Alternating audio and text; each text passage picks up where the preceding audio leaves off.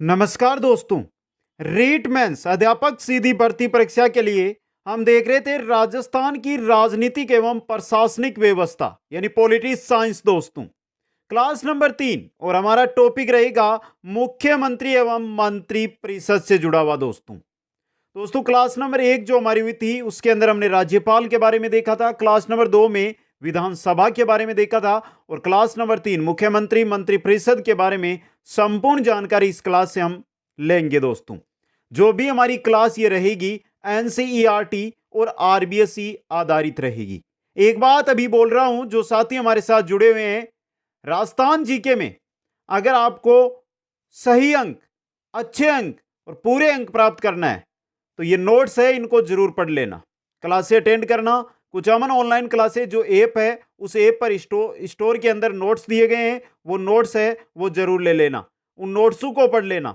विश्वास दिलाता हूं कि इनसे बार एग्जाम में पेपर नहीं आने वाला है दोस्तों।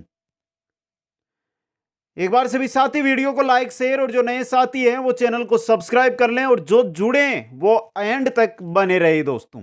अधिक जानकारी के लिए इंस्टाग्राम आईडी यहां पर दी गई है दोस्तों। तो शुरू करते हैं मुख्यमंत्री के बारे में चर्चा, मंत्री परिषद के बारे में चर्चा, संपूर्ण चर्चा ये बोलिए दोस्तों। एक एक लाइन बताऊंगा यहां पे, बस आप देखते जाइए दोस्तों। संघ की तरह, संघ यानी केंद्र की तरह, समझे, राज्यों में भी संसदीय शासन प्रणाली की स्थापना की गई है।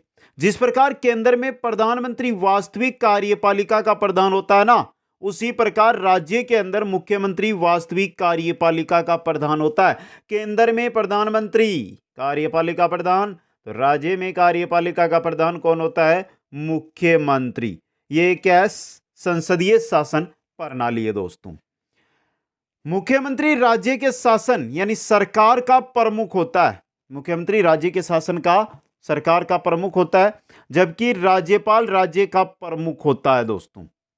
मुख्यमंत्री को हमें राज्य का राजनीतिक प्रमुख, राज्य का वास्तविक प्रमुख, नक्षत्रों में चंद्रमा, मेहराब रूपी पत्थर भी कहा जाता है। इन नामों से हम मुख्यमंत्री को भी जानते हैं दोस्तों। समझ गए आप? यहां पे ये नॉर्मल जानकारी चल रही है अभी आपकी। भारतीय संविधान में मुख्यमंत्री का उल्लेख भाग 6 में अनुच्छेद 164 के अंदर किया गया है दोस्तों, अनुच्छेद 164 के अंतर्गत। अब देखिए अनुच्छेद 164 में क्या कहा गया है। यहां से एक एक चीज इंपॉर्टेंट रहेगी, क्वेश्चन कहां से कैसा बनेगा वो बताता चलूंगा मैं साथ में। अनुच्छेद 164 का भाग 1, विधानसभा में बहुमत प्राप्त दल के नेता को मुख्यमंत्री के रूप में राज्यपाल नियुक्त करता है। तो क्वेश्चन आ गया कि मुख्यमंत्री किया जाता है निर्वाचित, नियुक्त, मनोनीत, क्या किया जाता है? नियुक्त किया जाता है। किसके द्वारा? राज्यपाल के द्वारा नियुक्त किया जाता है दोस्तों। अनुच्छेद 164 का भाग 1 दोस्तों। देखिए, राज्यपाल किसी भी दल को विधानसभा में स्पष्ट बहुमत प्राप्त होने की स्थिति में सबसे बड़े दल या गठबंधन के नेता को मुख्यमंत्री नियुक्त करता है। या तो एक दल है जिसको स्पष्ट बहुमत मिल गया है, या जो दल है वो किसी गठबंधन का हिस्सा है, समझिए, और गठबंधन का जो नेता, सभी गठबंधनों ने, सभी दलों ने मिलकर जिसे नेता चुना है उसको मुख्यमंत्री के लिए आमंत्रित करता है दोस्तों, और उसे 1 माह के अंदर सदन में बहुमत साबित करने को कहता है कि आप मुख्यमंत्री की शपथ लीजिए, आप मुख्यमंत्री नियुक्त है, लेकिन 1 महीने के अंदर आपको बहुमत है जो सदन के अंदर, विधानसभा के अंदर आपको साबित करना होगा दोस्तों। देखिए नोट, राष्ट्रपति को राज्यों के मुख्यमंत्रियों की नियुक्ति का अधिकार नहीं है, लेकिन दिल्ली के मुख्यमंत्री की नियुक्ति उपराज्यपाल की सलाह पर राष्ट्रपति के द्वारा की जाती है। यह इंपॉर्टेंट क्वेश्चन है आपके लिए, शायद ही आपको यह जानकारी कहीं पर दी गई होगी। ऐसी जानकारी या ऐसे क्वेश्चन जो एग्जाम में हम गलत कराते हैं, थोड़ा सा इनको हमें ध्यान से पढ़ना होता है दोस्तों। समझ गए? दिल्ली की बात करें तो राष्ट्रपति उपराज्यपाल की सलाह पर मुख्यमंत्री की नियुक्ति करता है दोस्तों। आगे चलिए मित्रों, आगे देखिए। यदि राज्यपाल ऐसे व्यक्ति को मुख्यमंत्री नियुक्त करता है जो विधानसभा का सदस्य ही नहीं है, यह मानिए कि अगला चुनाव होना है 23 में, और आप में से किसी को राज्यपाल ने बोला कि आप आइए और मुख्यमंत्री बनिए, तो कैसे बनेंगे? मुख्यमंत्री तो नियुक्त कर दिया आपको, तो उसे मुख्यमंत्री पद पर नियुक्त की तारीख से 6 माह की अवधि के भीतर विधानसभा की सदस्यता ग्रहण करनी होगी। आप जिस दिन मुख्यमंत्री पद पर नियुक्त होते हैं उस दिन से लेकर अगले 6 महीनों के अंदर आपको एमएलए, आपको विधायक बनना जरूरी होगा दोस्तों। यदि इस समय के दौरान वह राज्य विधानमंडल का सदस्य न बन पाए, चाहे विधानसभा हो चाहे विधान परिषद, हमारे राजस्थान की हम बात करें सिर्फ विधानसभा की, तो उसका मुख्यमंत्री का पद है वो क्या हो जाता है, समाप्त हो जाएगा दोस्तों। एक व्यक्ति कितनी भी बार मुख्यमंत्री बन सकता है, इसकी कोई निश्चित सीमा नहीं है। यह नहीं है कि एक बार मुख्यमंत्री बन गया तो नहीं बनेगा, बन सकता है, जितना मन करे उतना। सुखाड़िया 4 बार रही, अशोक गहलोत वर्तमान मुख्यमंत्री है, तीसरी बार रही, समझे आप। यह है दोस्तों। आगे चलिए, अगला हमारा अनुच्छेद आता है अनुच्छेद 164(4), जिसमें योग्यताओं के बारे में बताया गया है। देखिए, मुख्यमंत्री की योग्यताओं की बात हो रही है। 164(4) के तहत मुख्यमंत्री पद के लिए संविधान में कोई योग्यता का उल्लेख नहीं है, लेकिन मुख्यमंत्री के लिए वही योग्यताएं हैं जो एक विधानसभा के सदस्य यानी एक विधायक के लिए होती है। एक विधायक की जो योग्यताएं हैं, अगर विधायक बन गया, विधायक तभी बनेगा जिसमें वो योग्यताएं हैं विधायक की, तभी अगर विधायक बनेगा तभी तो आगे मुख्यमंत्री बनेगा, समझ गए। जैसे भारत का नागरिक हो, आयु 25 वर्ष न्यूनतम हो, विधानमंडल का सदस्य होना चाहिए दोस्तों। ये योग्यताएं, विधानमंडल का सदस्य होना चाहिए, कहने का मतलब मुख्यमंत्री के लिए है, ये एमएलए के लिए मत समझ लेना। अगर सदस्य नहीं है तो 6 महीनों के अंदर अंदर उसको सदस्य बनना अनिवार्य होता है दोस्तों। अब देखिए, यहां पे नोट लगाकर एक जानकारी दी गई है। मुख्यमंत्री सामान्यतया विधानमंडल के निम्न सदन यानी विधानसभा का सदस्य होता है, लेकिन उच्च सदन यानी विधान परिषद के सदस्य को भी मुख्यमंत्री बनाया जा सकता है। चाहे विधान परिषद हो चाहे विधानसभा हो, दोनों का अगर कोई सदस्य है तो वो मुख्यमंत्री बन सकता है। राजस्थान की हम बात करते तो विधान परिषद है ही नहीं, सिर्फ विधानसभा है, तो विधानसभा का। लेकिन जानकारी क्या दी गई है वो देखिए दोस्तों। यहां पर देखिए, विधान परिषद का कोई जो सदस्य है वो बन गया, मान लीजिए मुख्यमंत्री। राजस्थान में यह मानिए कि विधान परिषद है और उसका कोई सदस्य बन गया मुख्यमंत्री, तो वह राष्ट्रपति के चुनाव में भाग नहीं ले सकता है, समझे आप। क्योंकि राष्ट्रपति के चुनाव में लोकसभा, राज्यसभा और विधानसभाओं के केवल निर्वाचित सदस्य ही भाग लेते हैं, और तथा नहीं अविश्वास प्रस्ताव पर वोट दे सकता है, क्योंकि अविश्वास प्रस्ताव विधानसभा में लाया जाता है दोस्तों। आप विधान परिषद यानी उच्च सदन का कोई सदस्य है उसको मुख्यमंत्री बना सकते हो, लेकिन वो तो ना तो राष्ट्रपति के चुनाव में भाग लेगा ना अविश्वास प्रस्ताव में वोट देगा दोस्तों। राष्ट्रपति के चुनाव के अंदर लोकसभा, राज्यसभा और विधानसभा इनके निर्वाचित सदस्य भाग लेते हैं। बात करते हैं हम अविश्वास प्रस्ताव की, तो अविश्वास प्रस्ताव के अंदर सिर्फ विधानसभा के सदस्य भाग लेते हैं, विधान परिषद के सदस्य भाग नहीं लेते दोस्तों। आ गया समझ में। आगे चलिए मित्रों, आगे देखते हैं शपथ एवं त्याग। राज्य के मुख्यमंत्री को पद एवं गोपनीयता की शपथ राज्यपाल अनुच्छेद 164 का भाग 3 के तहत दिलाता है। तो मुख्यमंत्री को पद व गोपनीयता की शपथ राज्यपाल दिलाएगा, और मुख्यमंत्री अपना त्याग पत्र भी किसको देगा, राज्यपाल को ही देगा दोस्तों। यह शपथ और त्याग पत्र। बात करते हैं वेतन की। अनुच्छेद 164(5) के अनुसार मुख्यमंत्री का वेतन उल्लेख द्वितीय अनुसूची में किया गया है। इसके वेतन व भत्तों का निर्धारण राज्य विधानमंडल करता है। जो राज्य विधानमंडल है उसके द्वारा ही मुख्यमंत्री के वेतन भत्तों का निर्धारण किया जाता है। अभी हम मंत्रियों के बारे में नहीं पढ़ रहे, मंत्रियों के बारे में आगे आ जाएगी हमारे, अभी सिर्फ मुख्यमंत्री के बारे में। वर्तमान में 1 अप्रैल 2019 से मुख्यमंत्री को 75,000 रुपए का वेतन, 80,000 रुपए का भत्ता दिया जाता है दोस्तों। याद रखना आपको। वेतन आगे एक साथ सभी के बता दूंगा मैं, चाहे एमएलए हो, चाहे सचिव हो, चाहे गृह मंत्री चाहे मंत्री हो, किसी भी प्रकार का उपमंत्री हो, चाहे कैबिनेट मंत्री हो, सभी के बता दूंगा एक बार। बात कर लेते हैं आगे चलकर हम कार्यकाल की। मुख्यमंत्री का कार्यकाल सामान्यतः 5 वर्ष का होता है, लेकिन मुख्यमंत्री जब तक पद पर रह सकता है जब तक उसे विधानसभा में बहुमत प्राप्त हो, अर्थात मुख्यमंत्री का कार्यकाल अनिश्चित होता है। ये नहीं है कि एक मुख्यमंत्री बन गया तो वो 5 साल रहेगा, नहीं रहेगा। अगर विधानसभा में उसका बहुमत कम हो जाए, जैसे राजस्थान में 200 है विधायक, 101 बहुमत चाहिए। अगर जब वो मुख्यमंत्री बनता है 101 विधायक है उसके पास, लेकिन 2 साल बाद किसी कारण से 3 विधायक कम हो गए और उसके पास तीनों ही उसी के दल के हुए, उसके पास 98 बचे, समझे आप, 2 साल बाद, तो उसको यहां पर बहुमत सिद्ध करना अनिवार्य हो जाएगा दोस्तों। अगर बहुमत सिद्ध नहीं कर पाएगा तो उसको पद छोड़ना पड़ेगा दोस्तों। आ गया समझ में? आगे देखिए, पद से हटाने की प्रक्रिया, राज्य के मुख्यमंत्री को अपने पद से विधानसभा के सदस्य उसके खिलाफ अविश्वास प्रस्ताव लाकर कभी भी पद से हटा सकते हैं। यह पद से हटाने की प्रक्रिया है। अगर विधानसभा के सदस्य चाहते हैं कि हम मुख्यमंत्री को हटाएं और 2/3 बहुमत के साथ अगर वो अविश्वास प्रस्ताव पास हो जाता है तो मुख्यमंत्री अपने पद से हटा हुआ माना जाता है दोस्तों। आगे चलिए, आगे नोट लगाकर क्या लिखा गया, इंपॉर्टेंट चीजें हैं ना, उनके आगे नोट लगाया हुआ आप याद रख लेना। यदि मुख्यमंत्री विधानसभा में विश्वास खो देता है तो राज्यपाल उसे पदच्युत कर देगा। अगर उसके पास विश्वास नहीं है, उसके पास बहुमत नहीं है, तो राज्यपाल उसको हटा देगा। मुख्यमंत्री को पदच्युत करने या उसके द्वारा त्यागपत्र देने पर पूरा मंत्रिपरिषद स्वतः ही समाप्त हो जाएगा। यानी कि मंत्रिपरिषद का नेता होता है मुख्यमंत्री।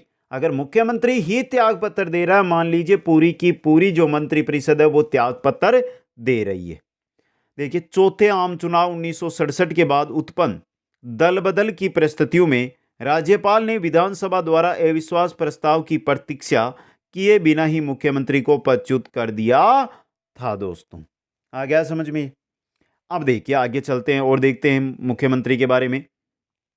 मुख्यमंत्री मंत्रिपरिषद का ब्रह्मा विष्णु महेश होता है।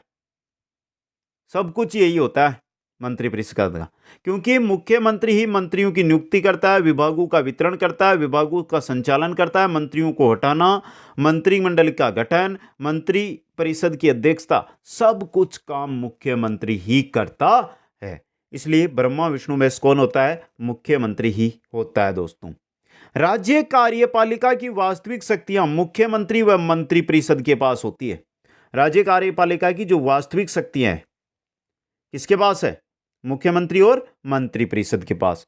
मुख्यमंत्री राज्य विभाग के सभी विभागों में समन्वय स्थापित करता है। राज्यों में वास्तविक कार्यपालिका तथा शासन अध्यक्ष मुख्यमंत्री ही होता है दोस्तों। आ गया समझ में?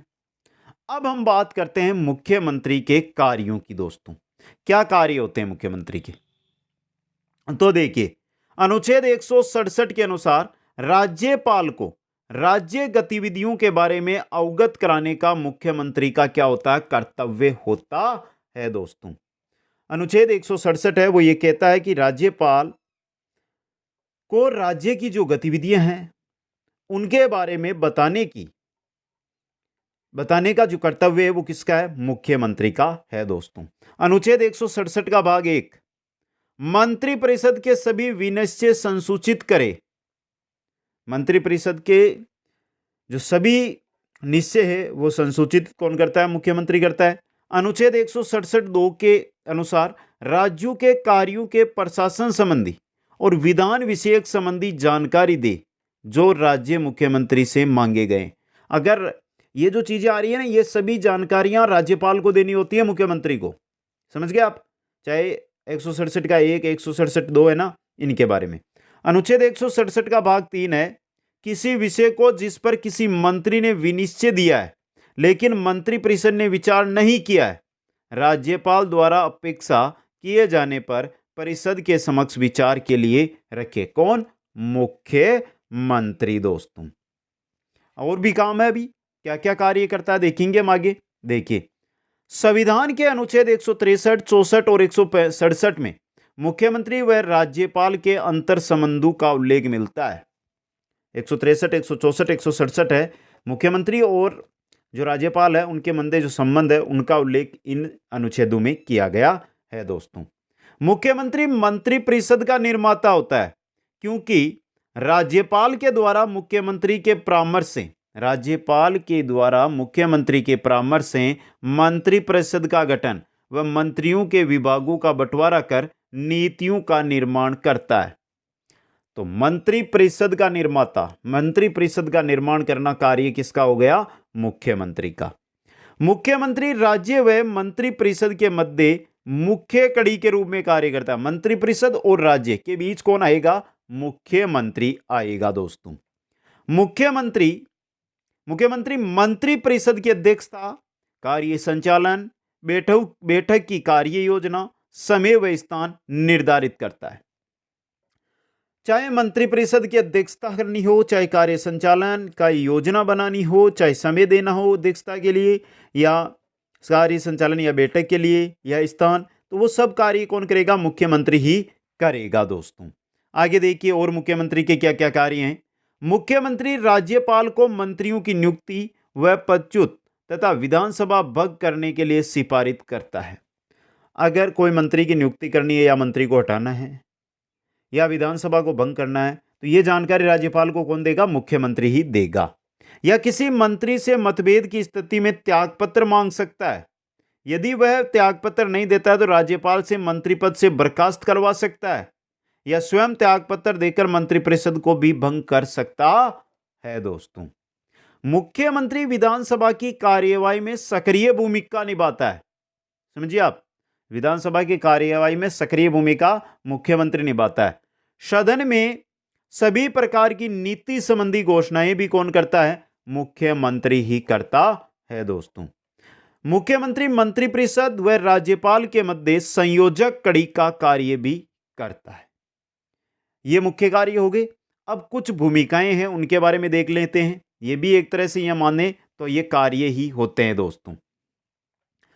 मुख्यमंत्री विभिन्न अभिकरणों जैसे राज्य 20 सूत्री कार्यक्रम, राज्य निवेश मंडल, राज्य नियोजन बोर्ड, राज्य आपदा प्रबंधन प्राधिकरण, इकोनॉमिक ट्रांसफॉर्मेशन काउंसिल की अध्यक्षता भी करता है। इन सभी की मुख्यमंत्री अध्यक्षता करता है।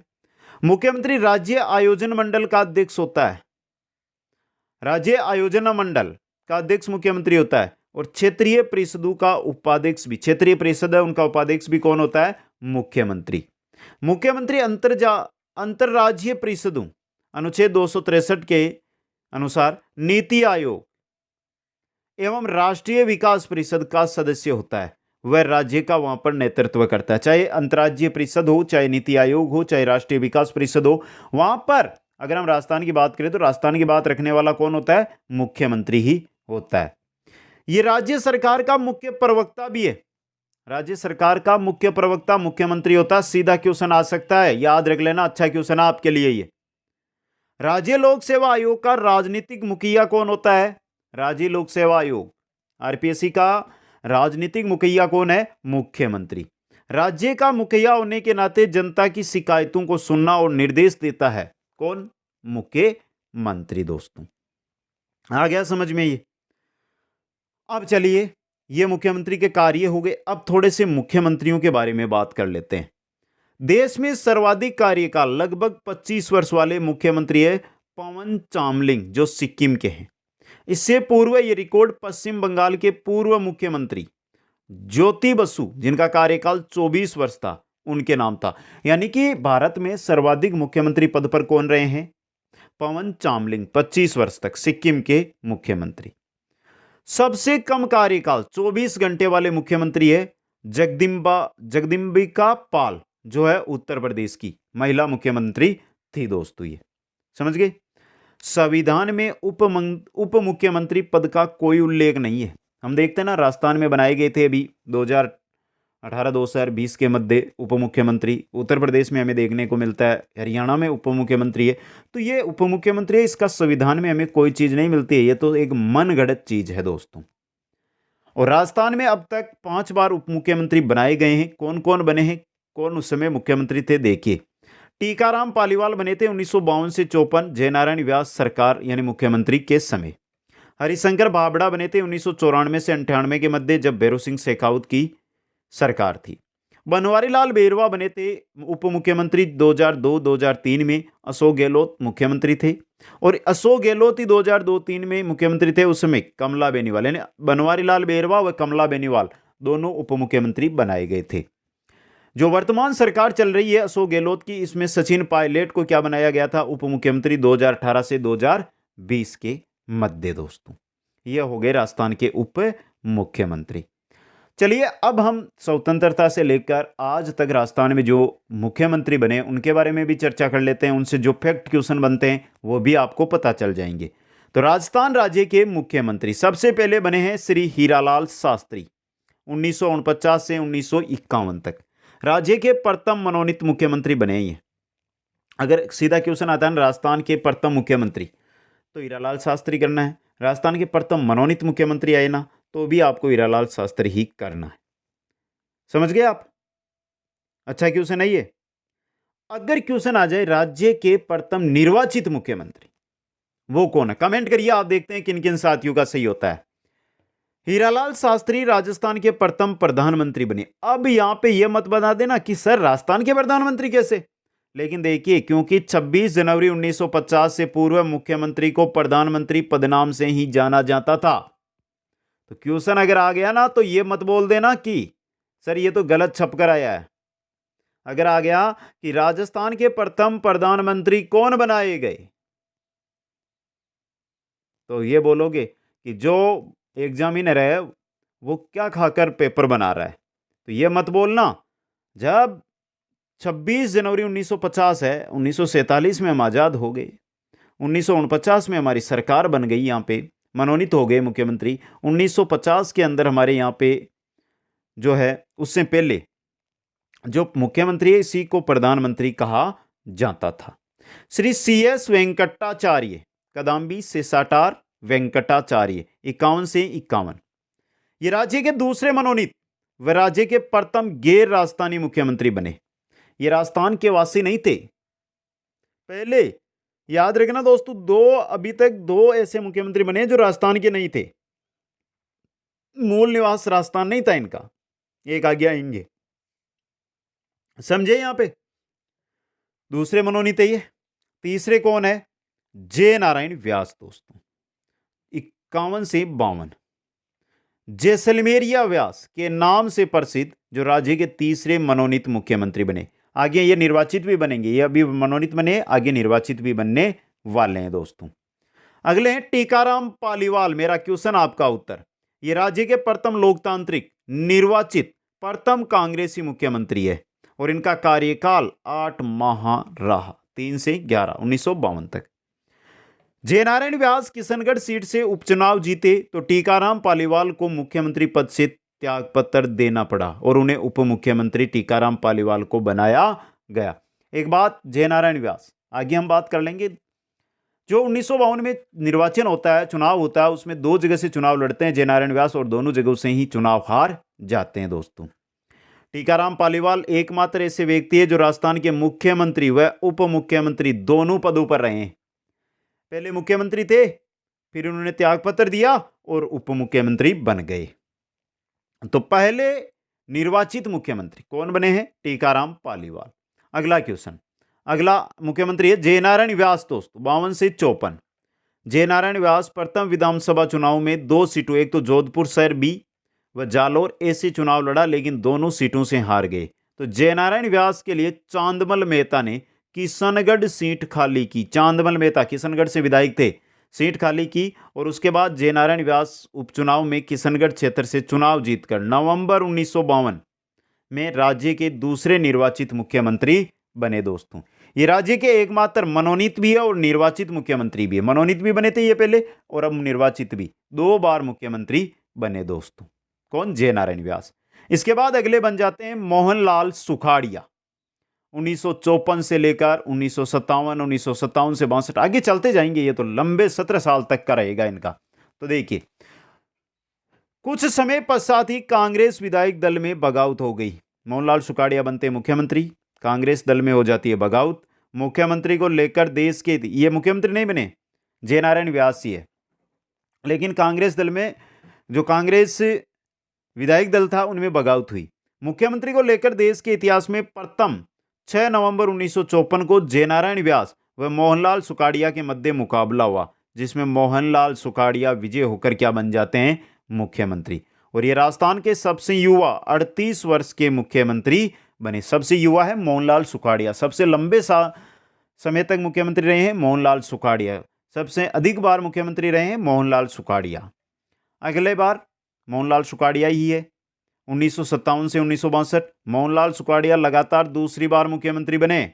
मोहनलाल सुखाड़िया एकमात्र ऐसे मुख्यमंत्री हैं जिनकी शादी आर्य समाज परंपरा से ब्यावर्ग में इंदु बाला के साथ अंतरजातीय विवाह किया। तो इस शादी के कारण विरोध होता है और विरोध में नाथद्वारा का बाजार भी बंद हुआ। ऐसे मुख्यमंत्री जिनकी शादी को लेकर नाथद्वारा बंद रहा वो थे मोहनलाल सुखाड़िया।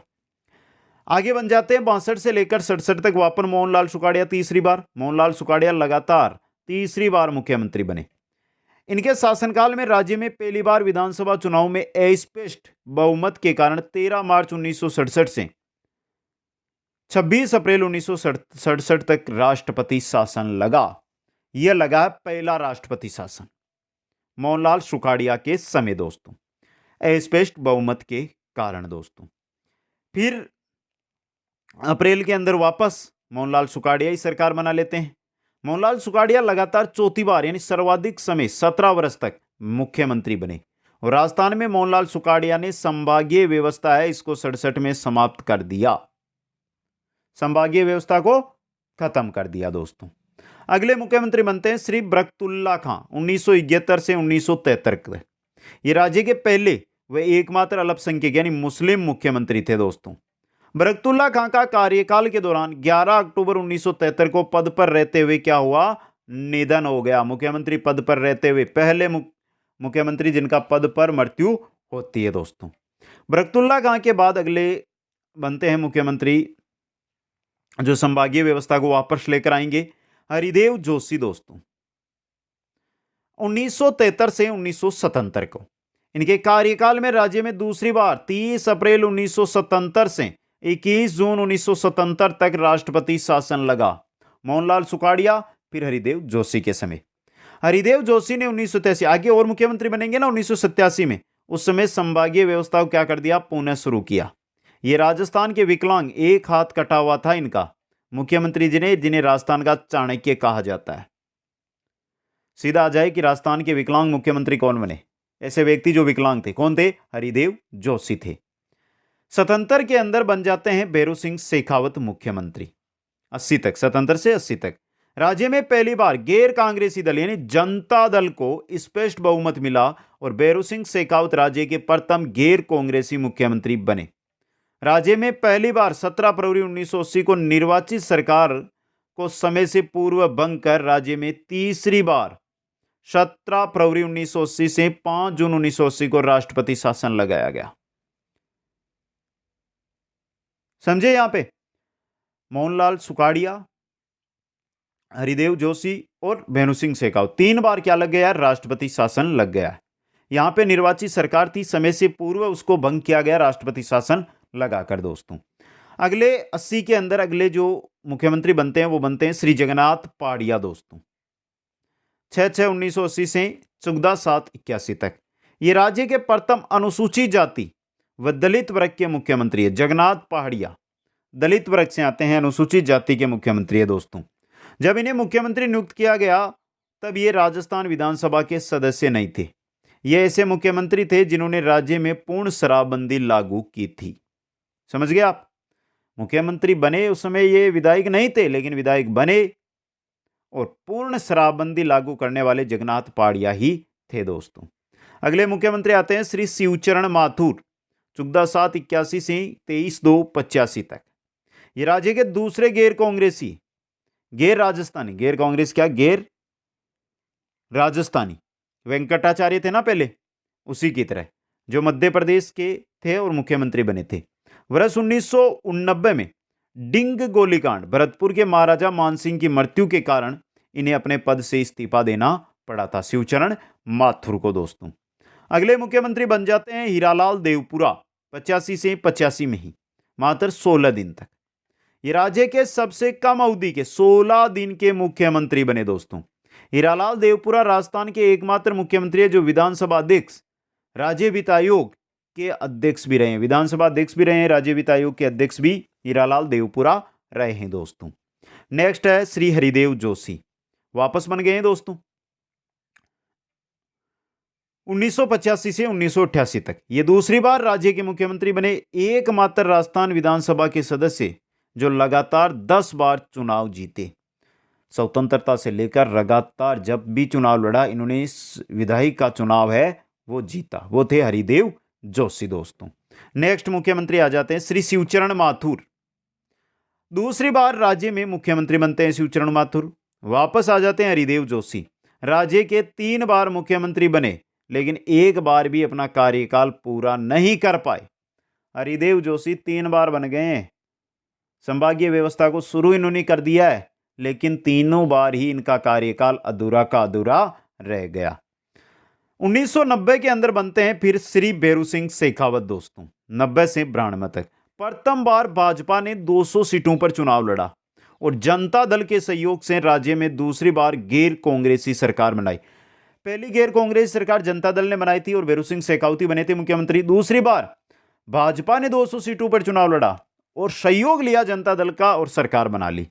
राज्य में चौथी बार बाबरी मस्जिद विवाद के कारण 15 दिसंबर 1992 से 3 दिसंबर 1993 तक राष्ट्रपति शासन लगभग 1 साल तक लगा रहा। तो सुखाड़िया, हरिदेव जोशी, उसके बाद भैरू सिंह और भैरू सिंह, 4 बार राष्ट्रपति शासन लगा है। 1993 जी राष्ट्रपति शासन लग गया। राष्ट्रपति शासन के बाद 4 दिसंबर 1993 से लेकर 30/11/1998 तक भैरू सिंह शेखावत बनते हैं मुख्यमंत्री। अंत्योदय योजना का जनक, राजस्थान से निर्वाचित राज्यसभा सभापति, उपराष्ट्रपति बने थे ना ये बाद में, इस वजह से भैरू सिंह शेखावत राज्य के 3 बार मुख्यमंत्री बने दोस्तों। अगले मुख्यमंत्री आते हैं श्री अशोक गहलोत दोस्तों, 1998 से 2003 तक। इनकी जानकारी 2018 जो वर्तमान में है वहां पर करेंगे हम। इसके बाद 2003 में श्री वसुंधरा राज्य मुख्यमंत्री बनती है तो 2018 तक रहती है। ये राज्य की प्रथम महिला मुख्यमंत्री बनी और देश की प्रथम महिला मुख्यमंत्री सुचिता कृपलानी है जो उत्तर प्रदेश की बनी दोस्तों। राज्य में पहली बार भाजपा को स्पष्ट बहुमत है, वो वसुंधरा राज्य के समय ही मिला था दोस्तों। इसके बाद वापस बन जाते हैं 2008 में अशोक गहलोत। 2013 तक सरदारपुरा जोधपुर से निर्वाचित अशोक गहलोत युवा मुख्यमंत्री व मारवाड़ का युवा गांधी के नाम से विख्यात थे, वर्तमान में नहीं, उस समय थे दोस्तों। इसके बाद श्रीमती वसुंधरा राजे 2013 से 2018 तक वापस मुख्यमंत्री। राजस्थान की ऐसी मुख्यमंत्री जिनका जन्म अंतर्राष्ट्रीय महिला दिवस 8 मार्च 1953 को मुंबई में हुआ था दोस्तों, और राज्य में पहली बार भाजपा को सर्वाधिक बहुमत प्राप्त हुआ था। इनके समय सर्वाधिक सीटें आज तक भाजपा ने जीती थी 2013 के अंदर। फिर बात करते हैं 2018 की और वापस 2018 के अंदर बन जाते हैं श्री अशोक गहलोत मुख्यमंत्री, जो लगातार अब है दोस्तों। जादूगर के नाम से प्रसिद्ध अशोक गहलोत तीसरी बार राजस्थान के मुख्यमंत्री बने हैं। अशोक गहलोत मोहनलाल सुखाड़िया के बाद सबसे अधिक कार्यकाल वाले सीएम होंगे। अशोक गहलोत 5 बार विधायक, 5 बार सांसद बन चुके हैं दोस्तों। अब देखिए यहां से क्वेश्चन आ सकता है, वर्तमान मुख्यमंत्री अशोक गहलोत पद के अनुसार 22वें, व्यक्ति के अनुसार 11वें निर्वाचित मुख्यमंत्री है, लेकिन मनोनीत मुख्यमंत्री को अगर हम शामिल कर लें तो पद के अनुसार तो 3 जोड़ ले 25वें होंगे और व्यक्ति के अनुसार 13वें होंगे। समझ गए आप? यह चीज है दोस्तों। ये थे राजस्थान के सभी मुख्यमंत्री, जीरो से लेकर एंड तक। आगे चलिए मित्रों, अभी हमारे मंत्री परिषद बाकी है, वेतन हमने नहीं पढ़ा है अभी। राजस्थान में सर्वाधिक मुख्यमंत्री जोधपुर से बने हैं। राज्य के प्रथम मनोनीत मुख्यमंत्री श्री हीरालाल शास्त्री है। प्रथम निर्वाचित मुख्यमंत्री टीकाराम पालीवाल है। एकमात्र निर्वाचित एवं मनोनीत जो मुख्यमंत्री है वो जयनारायण व्यास है। सर्वाधिक कार्यकाल वाले मोहनलाल सुखाड़िया 4 बार। प्रथम गैर कांग्रेसी मुख्यमंत्री भैरू सिंह शेखावत है। प्रथम अल्पसंख्यक एवं पद पर मृत्यु वाले मुख्यमंत्री बरकतुल्ला खां हैं। प्रथम दलित है वो है जगन्नाथ पहाड़िया। सबसे कम कार्यकाल वाले मुख्यमंत्री है हीरालाल देवपुरा। राज्य में प्रथम महिला मुख्यमंत्री है वो है वसुंधरा राजे सिंधिया दोस्तों। तो यहां से अगर आपको कोई सिंपल सा क्वेश्चन बनकर आता है तो वो गलत मत कर देना, छोटा सा क्वेश्चन आएगा, आप उसको आसानी से कंप्लीट कर सकते हैं दोस्तों। अब आगे चलते हैं और बात करते हैं, एक वेतन की लिस्ट लेकर आया हूं जो आपके लिए इंपॉर्टेंट रहेगी। स्क्रीनशॉट ले लेना जो साथी लेना चाहते हैं। मुख्यमंत्री का 75,000 वेतन होता है, 85,000 भत्ता होता है। उप मुख्यमंत्री का 65,000 वेतन होता है, 80,000 भत्ता होता है। कैबिनेट मंत्री का 65,000 वेतन होता है, 80,000 भत्ता होता है। राज्य मंत्री का 62,000 वेतन होता है, 80,000 भत्ता होता है। उप मंत्री का 60,000 भत्ता वेतन होता है, 60,000 ही भत्ता होता है। संसदीय सचिव का 60,000 वेतन, भत्ता 70,000। नेता प्रतिपक्ष का 65,000 वेतन, 80,000 भत्ता। मुख्य सचेतक का 65,000 वेतन, भत्ता 80,000। उप मुख्य सचेतक का 62,000 वेतन, भत्ता 70,000। और विधायक का 40,000 आपके वेतन होता है और 70,000 भत्ता होता है। पूर्व विधायक की पेंशन होती है 35,000 रुपए। दोस्तों, ये वेतन सभी के मैंने आपके सामने रख दिए। अब बचती है हमारे मंत्री परिषद। मुख्यमंत्री के बारे में संपूर्ण हो गया आपके, अब बचती है मंत्री परिषद। तो चलिए बात करते हैं राज्य मंत्री परिषद का गठन। आधी क्लास हुई है, क्लास कैसी लगी आपको कमेंट करके बता दो। और मित्रों, मनोबल बढ़ाना, एक लाइक आपका हमारे पास हजारों मनोबल बढ़ाता है दोस्तों, तो लाइक जरूर कर देना सभी साथी। भारतीय संविधान के अनुच्छेद 163 में राज्यपाल को सहायता एवं सलाह देने के लिए राज्य परिषद का प्रावधान किया गया है। राज्यपाल को सहायता मिले या सलाह मिले, उसके लिए राज्य परिषद यानी मंत्री परिषद का प्रावधान किया गया अनुच्छेद 163 में। बात करते हैं अनुच्छेद 163 के भाग 1 में। जिन बातों में इस संविधान द्वारा या इसके अधीन राज्यपाल से यह अपेक्षित है कि वह अपने कृत्यों या उनमें से किसी को अपने विवेक का अनुसार करें, उन बातों को छोड़कर राज्यपाल को अपने कर्तव्यों का प्रयोग करने में सहायता और सलाह देने के लिए एक मंत्री परिषद होगी, जिसका प्रमुख मुख्यमंत्री होगा। दोस्तों, बहुत इंपॉर्टेंट चीज आई है आपके सामने, थोड़ा सा ध्यान से इसको देख लेना। अच्छा क्वेश्चन यहां से बनकर आपके आ सकता है। क्या कह रहा है अनुच्छेद 163? समझने का प्रयास कीजिएगा कि वह कार्य जिनको क्या है राज्यपाल है वो अपने विवेक के अनुसार करता है, वो तो राज्यपाल कर लेगा, लेकिन उनको छोड़कर जो कार्य बच गए हैं उन कार्यों के लिए मंत्री परिषद की राज्यपाल को आवश्यकता होगी, जिसका प्रमुख किसको बनाया जाएगा? मुख्यमंत्री को बनाया जाएगा। दोस्तों, अनुच्छेद 163 के भाग 2 के अनुसार देखिए, राज्यपाल के विवेकानुसार किए गए कार्यों को प्रसन्नगत नहीं किया जाएगा। अगर राज्यपाल कोई कार्य अपने विवेक से करता है तो उस पर हम प्रश्न नहीं उठा सकते हैं। दोस्तों, अब देखिए अनुच्छेद 163 क्या कहता है। अनुच्छेद 163 का भाग है 3। इस प्रश्न की किसी न्यायालय में जांच नहीं की जाएगी कि क्या मंत्रियों ने राज्यपाल को कोई सलाह दी यहां, और यदि दी तो क्या दी। अब देखिए, कोई जो राज्यपाल है वो मंत्रियों से सलाह मांगता है, मंत्री सलाह देते हैं या नहीं देते हैं, आप इसको न्यायालय में नहीं ले जा सकते। आप न्यायालय में यह जाकर नहीं पूछ सकते कि राज्यपाल को क्या सलाह मंत्रियों ने दी, और सलाह दी तो क्या दी, क्या नहीं दी। समझ गए आप? आगे चलिए, आगे आता है नियुक्ति का। मंत्री जो परिषद है, मंत्रियों की नियुक्ति, अनुच्छेद 164 का भाग 1। दोस्तों, मुख्यमंत्री की नियुक्ति राज्यपाल करेगा और अन्य मंत्रियों की नियुक्ति राज्यपाल के द्वारा मुख्यमंत्री की सलाह पर की जाएगी, तथा मंत्री राज्यपाल के प्रसाद पर्यंत ही अपना पद धारण करेंगे। दोस्तों, तो सीधा क्वेश्चन आ गया, मंत्री एक राज्य मंत्री का कार्य एक मंत्री है, उसका कार्यकाल कितने समय का होता है या कितने वर्ष का होता है, और नीचे आपको मिलता है कि राज्यपाल के प्रसाद पर्यंत। तो सही ऑप्शन राज्यपाल के प्रसाद पर्यंत होगा। अगर यह ना मिले तो 5 वर्ष। मुख्यमंत्री को किसी ऐसे व्यक्ति को भी मंत्री नियुक्त करने की सिफारिश करने का अधिकार है जो विधानमंडल का सदस्य नहीं हो, परंतु ऐसे व्यक्ति को 6 माह के अंदर विधानमंडल के किसी भी सदन का सदस्य बनना आवश्यक है। यह तो वो मुख्यमंत्री वाली बात हो गई। अगर मुख्यमंत्री सदस्य नहीं है फिर भी बन जाता है, 6 महीने में उसको सदस्यता लेनी होती है। मंत्री भी बन सकता है उसी समय, उसी प्रकार मंत्री भी बन सकता है, लेकिन उसको सदस्यता लेनी जरूरी है। मंत्री परिषद का गठन मुख्यमंत्री व अन्य 3 प्रकार के मंत्री, देखिए कैबिनेट मंत्री, राज्य मंत्री और उप मंत्री से मिलकर होती है। दोस्तों, आ गया समझ में? यह हो गई नियुक्ति। आगे चलिए, आगे है नोट अनुच्छेद 164 का 1 क। अनुच्छेद 164 में है ये, मुख्यमंत्री सहित राज्य मंत्रिपरिषद की सदस्य संख्या 91वें संविधान संशोधन 2003 के अनुसार निम्न सदन यानी विधानसभा के 15% से अधिक नहीं होगी।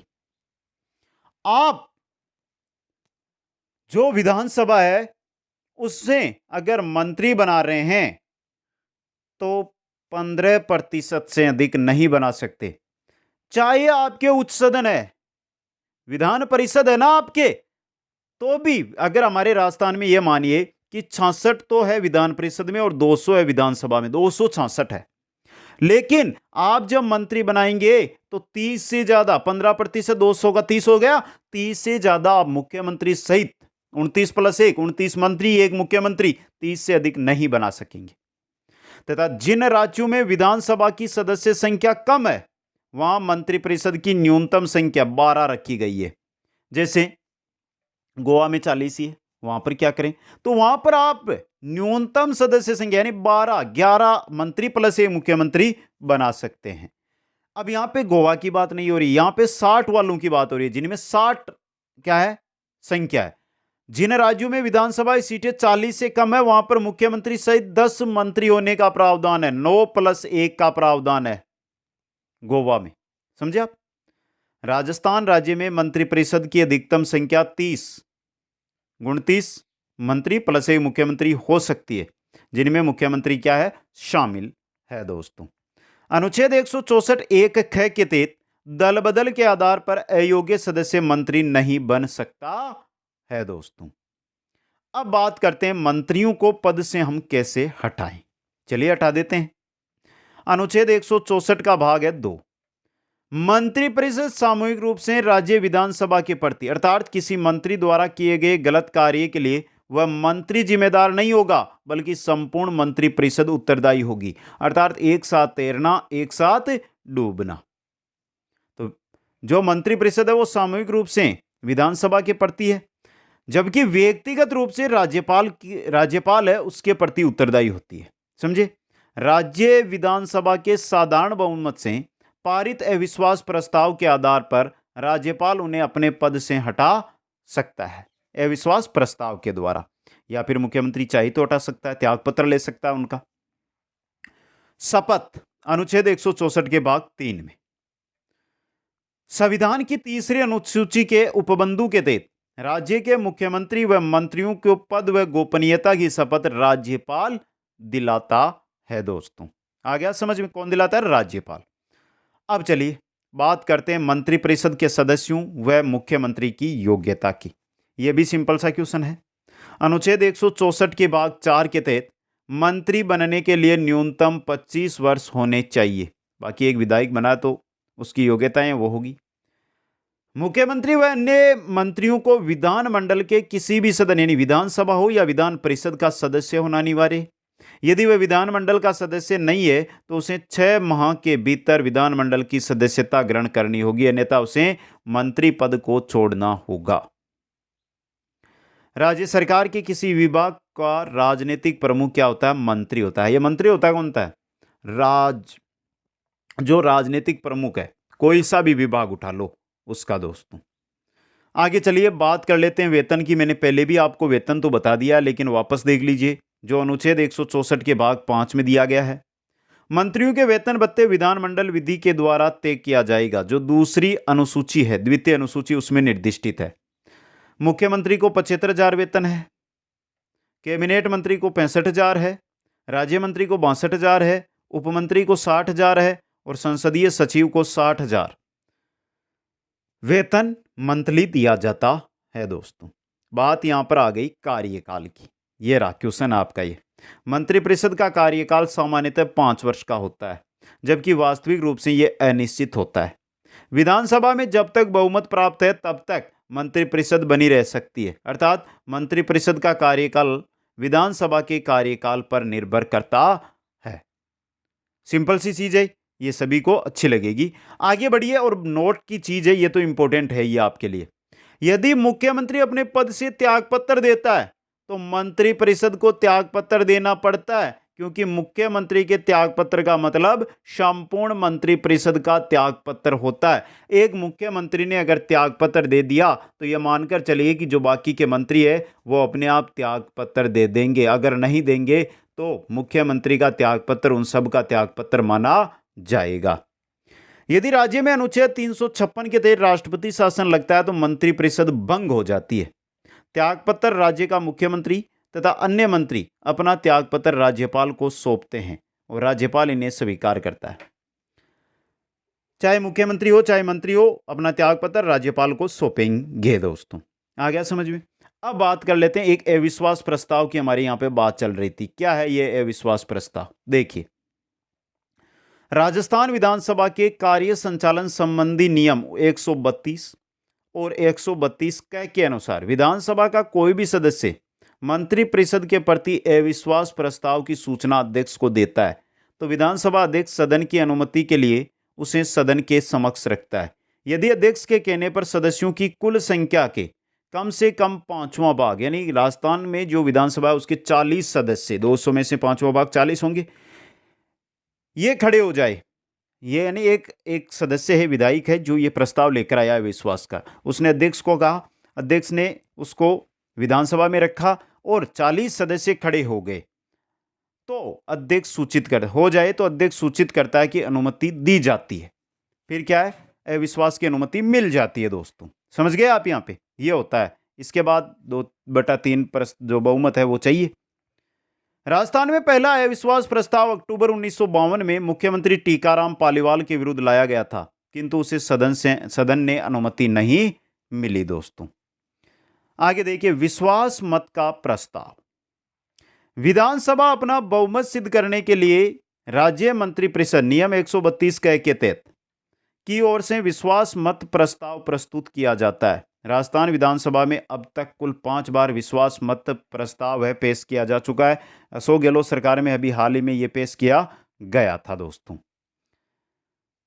अब बात करते हैं मंत्रियों की श्रेणी की। मंत्रियों के बारे में हमने पढ़ लिया, क्या होते हैं, क्या चीज है। अब देखिए श्रेणियां। 3 प्रकार के मंत्री है, कैबिनेट मंत्री, राज्य मंत्री और उप मंत्री।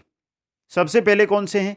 कैबिनेट मंत्री। ये रहे आपके कैबिनेट मंत्री। देखिए, मंत्रिपरिषद के महत्वपूर्ण व छोटे भाग को कैबिनेट या मंत्रिमंडल कहते हैं, जिसमें सभी मंत्री अपने अपने विभागों के मुखिया होते हैं, जो शासन संचालन के सूत्रधार होते हैं। ये किसी एक विभाग के मंत्री होते हैं, ये कैबिनेट की बैठक में भाग लेते हैं, तो मंत्रिमंडल में केवल कैबिनेट मंत्री ही सम्मिलित होते हैं। मंत्रिमंडल में किनको सम्मिलित किया जाता है? कैबिनेट मंत्रियों को ही सम्मिलित किया जाता है। दोस्तों आगे आते हैं 2 नंबर पे हमारे राज्य मंत्री। दोस्तों इन्हें कैबिनेट मंत्रियों का सहयोगी बनाया जाता है। जो कैबिनेट मंत्री उनका सहयोगी राज्य मंत्री होता है। ये कैबिनेट की बैठकों में भाग नहीं लेते, लेकिन मुख्यमंत्री द्वारा आमंत्रित किए जाने पर कैबिनेट की बैठक में भाग लेते हैं। और ये 2 प्रकार, एक तो स्वतंत्र प्रभार के राज्य मंत्री होते हैं, एक राज्य मंत्री होते हैं। जो स्वतंत्र प्रभार के राज्य मंत्री होते हैं ना, ये कैबिनेट मंत्रियों की जगह पर काम करते हैं। जो राज्य मंत्री है ये उच्च स्तर के मंत्रियों को सहायता व सलाह देते हैं। दोस्तों और तीसरे होते हैं उप मंत्री।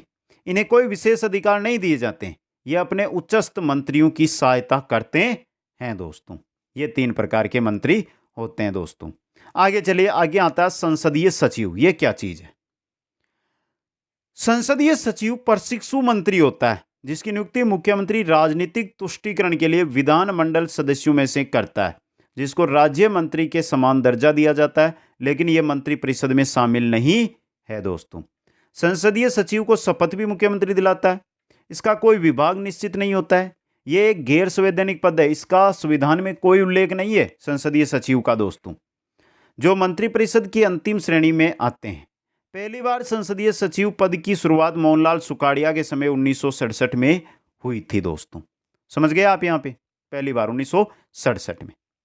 आगे आते हैं किचन कैबिनेट। ये नॉर्मल सी चीजें होती है, लेकिन यहाँ से अगर क्वेश्चन आ जाता है तो हम गलत कराते हैं। तो देख लीजिए क्या होता है किचन कैबिनेट।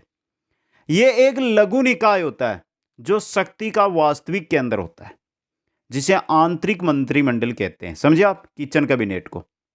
किचन रसोई कैबिनेट। इस कैबिनेट में मुख्यमंत्री के साथ 2-4 सहकर्मी मंत्री होते हैं, जिनके साथ मिलजुल कर मुख्यमंत्री सभी समस्याओं के विषय पर चर्चा करते हैं उन्हें अपने सहकर्मी मंत्रियों पर पूर्ण विश्वास भी होता है दोस्तों। एक होती है छाया मंत्रिमंडल यानी शेडो कैबिनेट। छाया, शेडो, इंग्लिश में शेडो कहते हैं ना वो। विपक्षी दल द्वारा सरकार के कार्यों पर निगरानी रखने के लिए अपने दल में से मंत्रिमंडल का गठन किया जाता है। राजस्थान में पहली बार 13वीं विधानसभा के समय वसुंधरा राजे द्वारा विपक्ष में बैठकर इसका गठन किया गया था। ध्यान रहे, छाया कैबिनेट जो छाया मंत्रिमंडल है ये ब्रिटेन के अंदर प्रचलित है दोस्तों। ब्रिटेन में ये प्रणाली चलती है दोस्तों। आगे चलिए और अब देखते हैं राज्य मंत्रिपरिषद के कार्य, क्या क्या कार्य होते हैं मंत्रिपरिषद के, और इसी के साथ हमारा टॉपिक भी कंप्लीट हो जाएगा। राज्य मंत्रिपरिषद राज्यों में वास्तविक कार्यपालिका होती है जो राज्यपाल के सलाहकार के रूप में कार्य करती है, सबको पता है। राज्य के शासन से संबंधित नीतियों का निर्धारण मंत्रिपरिषद करती है। शासन से संबंधित नीतियों का क्रियान्वयन मंत्रिपरिषद करती है। उच्च अधिकारियों की नियुक्ति करना, राज्यपाल को जिन उच्च अधिकारियों की नियुक्ति का अधिकार है उनकी नियुक्ति का वास्तविक निर्णय मंत्रिपरिषद ही करती है। जैसे राज्य का महाधिवक्ता है, राजस्थान लोक सेवा आयोग के अध्यक्ष है, उन आयोगों के अध्यक्ष व सदस्य, राज्य के लोकायुक्त आदि की नियुक्ति कौन करेगा? मंत्रिपरिषद की सलाह पर राज्यपाल दोस्तों। सरकार के कार्य संचालन संबंधी नियमों का निर्धारण करना, कार्य संचालन से संबंधित नियमों का निर्धारण। विधान परिषद के सदस्यों का मनोनयन करना, विधान परिषद के जो सदस्य है उनका मनोनयन करना। राजस्थान में तो है नहीं, जहां पर है वहां पर बात है। विधानसभा को भंग करने की सिफारिश करना, राज्य में कानून नियम विधि आदि का निर्माण करना, बजट निर्माण करना व वार्षिक वित्तीय विवरण यानी बजट निर्माण तैयार करना और अध्यादेश जारी करने का निर्णय लेना, ये मंत्रिपरिषद के कार्य होते हैं दोस्तों। तो ये था मुख्यमंत्री एवं मंत्रिपरिषद। कैसी लगी ये क्लास मित्रों? ये नोट्स आपको मिल जाएंगे कुचामन ऑनलाइन क्लासेज ऐप के स्टोर में। जाइए, सभी साथियों से अनुरोध है और नोट्स वहां से प्राप्त कीजिएगा। अभी तक लाइक नहीं किया तो लाइक कर दो, और इतना ही कहना चाहता हूं कि हर एक साथी उस साथी तक पहुंचा दो जो रेट की तैयारी कर रहा है। देखते हैं आज कितने साथी कितने साथियों तक पहुंचाते। रिकॉर्ड बनना चाहिए दोस्तों। और यहां पर दी गई है इंस्टाग्राम आईडी, वहां से आप कोई भी जानकारी ले सकते हैं। आप सभी को बहुत बहुत धन्यवाद। जय हिंद, जय भारत।